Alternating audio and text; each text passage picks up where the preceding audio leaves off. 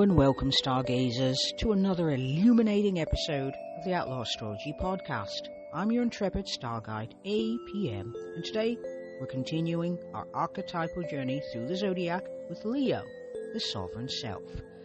Before we step into the golden light of Leo's realm, a quick reminder to rate and review wherever you listen to podcasts. Helps our cosmic community grow, and check out our Substack for deeper explorations of all things cosmic. And now let's discover how to claim our rightful throne in the kingdom of authentic expression. A quick note, all links are always going to be in the show notes if I've not said, so you can find the link to our Substack and any other links in the show notes as per usual. So, we're going to call this the Royal Flame Within. Now, previous to the Leo episode, we looked into Aries all the way up until this point, and what we're doing is the hero's journey, as popularized by Joseph Campbell in his Hero with 1,000 Faces. And so we're looking at the zodiac as a form of storytelling. And each sign builds on the sign previously, which is why I'm doing the hero's journey in zodiacal form, is so that you can see that energy building. We all have Virgo, we all have Leo, we all have all these archetypes in our charts. We just have them in different houses and different planets and points, and making different aspects will be there. So Leo energy is, I would consider, kind of like what people might call main character energy, but here's how it goes. Every hero's journey reaches a pivotal moment where they must recognize and claim their unique gifts. So Leo represents that crucial phase. It's the awakening to our essential creative power and purpose. So like the sun that stands at the center of our solar system, I would say located, we must too learn to shine without apology or diminishment. Now, if Cancer before made us more emotionally aware and therefore hopefully emotionally intelligent, we are transversing our inner landscape via Cancer, and now that integration, that emotional granularity is making us more aware of what choices we can make and how we want to show up. How do we want to turn up in life? How do we want to navigate life? And that's Leo's energy, is that royal flame within us. It's very fiery, very fixed energy. And in ancient traditions across cultures, there is a solar deity, and that is represented not just by light, but consciousness itself. So, when we embody Leo energy at its highest, wherever it happens to be in our chart, whatever aspects the planet in Leo or the ruler of that house, and in that Leo in whatever house, and its ruler, the sun, wherever it happens to be, we're learning to become more conscious creators rather than unconscious reactors, okay? So solar consciousness asks us to recognize that our authentic self-expression is not self-indulgence, but a sacred responsibility. So the cosmos is expressing itself through our unique configuration of gifts. That's what you might call a star chart, an astro blueprint, etc. Okay? And so we're looking at some of those deities. Let's step into one completely. So, Egyptian, we have Ra, and sometimes it'll be called Pharaoh. Why? Because thousands of years ago, the Pharaoh or the king ruled by divine right was considered the embodiment, and this is the way I'm choosing to phrase this, the embodiment of God or the divine upon the earth. They ruled by divine right, meaning that God or gods put them on the throne, and they were worshipped in a lot of cultures as if they themselves were gods or the embodiment of a certain god. So in Egypt, the pharaoh was considered a living embodiment of the sun god Ra. So Amun Ra, by the way, if you ever Amun, comes back from that far. And when the pharaoh became too prideful or forgot their responsibility to maintain the cosmic balance, or Ma'at, which is also an Egyptian goddess, chaos would ensue. And so these stories teach that true divine kingship comes from service, or is more leaning toward the collective rather than self-aggrandizement. And so the pharaoh's journey represented the balance between divine power and human humility. Keeping in mind that also in those cultures, those people who were the next rung down from the divine, which was the king, the god, the queen, were held to a different standard than the average, the common person.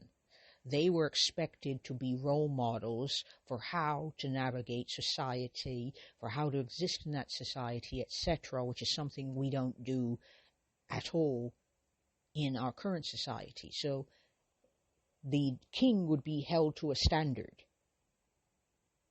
and would be the role model that everyone would look to of how divinity looks as it walks upon the earth. Okay, so that is one of the solar deities that we see, and how to be responsible, how to use this energy responsibly. So the universe is expressing itself through us, the cosmos is, or the multiverse, whatever your choice, or God through us, and we have a responsibility to channel those talents, those gifts, those strengths in a way that's going to benefit us as well as the collective, and the collective as well as us. It's not an either-or thing. It is a both-and thing, and it's something that increasingly we become aware of as we journey toward Pisces. So right now we're in Leo, and so here's a thing. There's a shadow to this. Of course there's a shadow. And the path to true sovereignty is fraught with the shadow aspects of Leo energy. Every sign of the zodiac has a shadow. And so with Leo, there are temptations, pride, arrogance, and the desperate need for external validation. Now, that energy reminds me of a tarot card, and that's the Devil card. And when you hear temptations, you want to be, it's yes, temptation, but it's also liberation. How can you liberate yourself from pride? What are you, now necessarily, I should step back and say this. Pride in and of itself is not a terrible thing. Pride is what makes us say, I contribute this, and I've given the best of my ability, and I expect to be compensated on that level. That is pride. Pride also makes us likely to advocate for ourselves, which we will explore further when we get to Virgo. So pride in and of itself is not a necessary thing. It's when that pride leads to arrogance. And arrogance, how I define it, is when we forget that there are other people in the world, and we just do things without considering that other people might be impacted. Whether, impacted by our actions. And we're not talking about happily, we're talking about for ill. To be aware as much as possible, that some of our actions other people might interpret as harmful. So if we decided to pick up and move across the country, and we have a long-term relationship, that long-term relationship that we have with this other person, they might see that as harmful, especially if they want to maintain the relationship. And so when we're talking about Leo energy, it is walking through the world going, okay, as per the example I just stated, I feel the need to expand. I feel the need to illuminate. I feel the need to shine the light into the world. By the way, the sun is the illuminator. It lights things up. Wherever it is in the chart, it is illuminating. It is bringing to consciousness something. And the sign, that, and house will give you an idea of the themes that are being brought to consciousness. because the sun lights up the same way the moon reflects. The moon is a mirror. The sun illuminates, Jupiter expands, Saturn restricts. You get the picture. All the planets have an action that they're known for. So you might consider Leo energy as learning how to illuminate without scorching the land or the planets surrounding, because that would be detrimental to life. So you might see that what I just said is metaphorically as an archetypal journey, learning to shine our light in a way that is life-giving and life-affirming rather than harmful and detrimental. And to the point is that we have to experiment, because fiery energy is very experimental and enthusiastic. So yes, wherever heat is involved and the sun is hot, people potentially can get burnt. And they're meaning that metaphorically, mistakes are going to be made. You know, it's when you're cooking, for example, you know, when you're going out in the world, if you paint, you're going to get paint all over yourself. If you cook, you're going to burn something. If, you know, etc. So understanding that, learning how to use Leo energy in a way that's helpful and beneficial and not harmful is going to take a lot of experimenting, exploring, and patience. And so what we're looking at is not just looking at, you know, the temptations of pride, arrogance, and a desperate need for external validation, because these are not flaws that need to be condemned or fixed. Because I do not believe that we can just pop a pill and fix our essential nature. That's not how it works. If it worked that way, it would work that way. Okay? So this is not about fixing and not about condemning. It's mostly just about learning. These shadow temptations, these temptations that exist in shadow, can be teachers on our journey to right use of power. Right use of our shining our light, our gifts, our talents, our blessings upon the world. Also, Leo has an affinity for the strength card because it features a lion, but it's also using kindness in addition to your strength. So it's tempering that life-giving light with more grounded and slower processes so that we're making the impact we want to make and we're benefiting rather than harming. Okay, so we can consider let's look at a few more myths across cultures. So we have divine kings and queens, and some of these people fail through hubris only to rise again through humility, or they just fall. So let's look at another myth.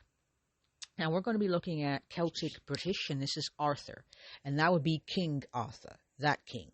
And King Arthur's story perfectly embodies the Leo journey. His rise to greatness through pulling the sword from the stone represents claiming one's authentic power. However, Arthur's kingdom fell apart when ego, meaning represented by his pride and blindness. So when people say ego, let us understand that what they're usually speaking of are the negative shadow aspects that all of us have and all the signs of the zodiac have. That sometimes when we are tired, hungry, overworked, burnt out, stressed out, distracted, not dissociated, not feeling at home in our bodies or not feeling present in our body. He says when we are most likely to experience the shadow versions of all of the zodiac, including Leo. We're more likely to be arrogant and to seek far too much external validation when we are feeling less centered in ourselves or less present or less confident in who we are. There are going to be times when we don't feel as confident because self-esteem and self-worth are fluid. They don't stay stuck as a fixed absolute. They shift and change depending on the people and the circumstances and the time in our lives. Okay? So, when we are looking at Arthur's story, his kingdom fell apart when pride and an inability to see the truth of things and the truth of people made everything fall apart. And we're talking about Mordred, because Mordred betrays Arthur, which kind of reminds me of another story in which a close friend betrayed somebody, and we all know how that worked out, and we all know the story I'm referencing. But there's a betrayal, which leads to the downfall of everything, which is what happened in that previous story as well. So this pride that Arthur had overshadowed the higher purpose. And so his final journey to Avalon suggests the transformation and the integration of wounds into wisdom, and that is a true sovereign's path. So, let's look again. So, when we're looking at the sovereign self, we want to understand that hubris can be detrimental. And so if we look from Gilgamesh to Arthur, we realize that genuine leadership, and Leo energy is very leadership energy, emerges not from dominating but integrating. And so the sovereign self emerges when we can hold opposites together. So our magnificence, our mortality, our power, our vulnerability are held in the same vessel, which is our bodies, our minds, our souls, our spirits. Okay?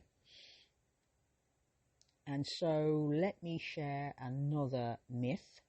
And here is Icarus, Greek. And Icarus is not a king. Icarus represents the shadow side of solar energy. And this desire to fly too close to the sun. So Icarus was the son of Daedalus, and he was trapped on an island trying to get away. I believe that is part of the Mannonian mysteries and the Crete. And flying too close to the sun represents overreaching and buying our own self-aggrandizement and our own hubris. And this leads to his downfall. And this is basically a cautionary tale that reminds us that true divinity respects natural limitations. And so being authentic to self-expression can be tempered with wisdom and be sustainable. Now here's another one that is similar. And it's the son of Phaeton. And depending on the lineage, and it goes different ways. So the older story, Phaeton is the son of Helios, the sun god, who had been taken on rides with his father and thought, wow, this looks easy. I bet I can do this. And decides to take the chariot and the horses out for a ride and flies too close to the sun. And that story ends horribly. And when Phaeton, the second one is Phaeton is the son of Apollo, the Greek pantheon, meaning the Olympian pantheon of gods. The same story is he thought, wow, I went out with my dad. That looks easy. Imagine a reality show like American Idol or X Factor, that sort of thing. And inevitably on those shows, there's always going to be those people who will turn up and are convinced they're very gifted because their friends and relatives might have said, you have a good voice, or you can do this thing quite nicely, and that sort of thing. And so some of those assessments are meant to be kind because they're friends and family. It's healthy for a friend and a family to believe that you're very talented when in fact, this may not be so. Their assessments are not meant to be taken as 100% objective. But the reason why I mention this is because it's a great example of Leo energy. It's the belief that something is easier than it actually is and requires less craft, and we are equal to the task even though we've had very little instruction on the matter. So it's that person who comes in convinced that they can sing they have a great voice and can sing, and then they start singing, and you're just like, I think this is too much song for you, friend. You should have chosen something more in line with what you can sing, more in line with what you can perform safely at this level of your journey. And we then watched the fireworks that ensue when this person in question doesn't get the validation they were seeking. Another card about external validation is also the Six of Wands, which is also about external validation, I've just said. So sometimes external validation, whilst beautiful, can blind us. Our desire to get it at all costs can sometimes make us blind to the need to develop skills, or the need to have more patience, and the need to look beyond the kind words of ourselves, because we are always kind to ourselves. We have what is called a positivity bias, meaning that we have a tendency to see ourselves in a positive light and to attribute far more kinder and more positive motivations than actually might be true, simply because it's us. We have a tendency to be kind to ourselves. That sort of kindness is an evolutionary advantage, because if we didn't have it, we might not have thought, hey, it's probably a good idea to feed myself today or continue doing things to help me survive. So that is also Leo energy. So it is tempering, it is authentic self-expression, must be tempered with the wisdom in order for it to be sustainable. And this story that I just shared about, X Factor or American Idol or World Idol, whatever they call it now, those sort of shows and that sort of experience illuminates the fact that we need to temper our self-picture, our self-concept, symbolized by the sun, with understanding our natural limits, if we want to be healthy and sustainable. So, we can hold the magnificent, we can hold our power, we can hold our vulnerability in the same vessel that is us. Now, the alchemy of genuine self-love, perhaps Leo's most profound teaching, is that true self-love transcends ego. And by ego, I mean those traits that are in and of themselves are not harmful. It is when they are used incorrectly, at times when we are stressed, distracted, burnt out, etc. etc. is when those things are most likely to happen. And so it is transcending those shadow traits through radical authenticity. So it's not about just shallow self-esteem, just saying an affirmation and thinking that's all I need to do to navigate best. Now, affirmations, no shade on that. That's not the point. The point is, it is not the only tool available. We have other tools too, and can be a toxic positivity if all we do is focus on the affirmation and we don't respect natural limits. So I may want to fly, I may want to be bird-like, but I cannot jump from my second story window safely without injury, because my arms are not going to move fast enough and are not made to catch the draft that wind naturally has. That's what feathers do. They catch the wind and the currents so you can fly on it. Me flapping hard isn't going to do that. The reason why I mention that is because my ego, meaning that part of me is convinced I can do it, might really well say, hey, we can do this, flapping our arms. I mean, we've got those latissimus dorsi muscles. Those are kind of like wings. I could flap that and maybe fly, As lovely as that sounds, and I really would love to fly, I'm not willing to risk my physical well-being and my mental well-being in order to test out that theory. And so that is respecting the natural limit, meaning that gravity is a real thing and I don't actually have wings, okay? And so when we're looking for self-esteem, that self-esteem cannot just depend on achievement or approval. there must be a recognition deep within our souls, our spirits, that our inherent worthiness exists prior to all of that. So we are not worthy because we made this amount of money. We are not worthy because we married this type of person. We are not worthy because we live in this house, drive this car, and live in this lovely neighborhood in this particular city at this particular time. We are worthy previous to all of that. All of that is an addition. Our worth is inherent. And that's something we must nurture throughout our lives, because it's not something our culture teaches us is that we have naturally with ease. It's something we have to claim every day and practice every day. And so the chemical process of Leo involves transforming lead.